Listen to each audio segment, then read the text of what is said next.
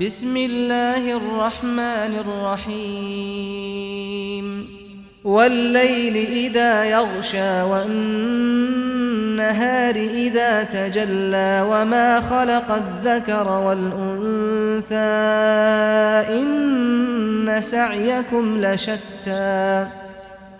فأما من أعطى واتقى وصدق بالحسنى فسنيسره لليسرى وأما من بخل واستغنى وكذب بالحسنى فسنيسره للعسرى وما يغني عنه ماله إذا تردى إن علينا للهدى وإن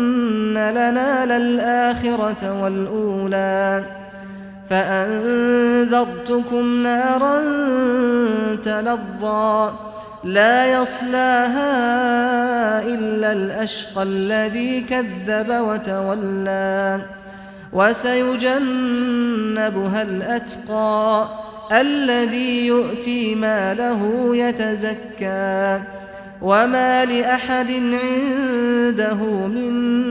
نعمة تجزى إلا ابتغاء وجه ربه الأعلى ولسوف يرضى.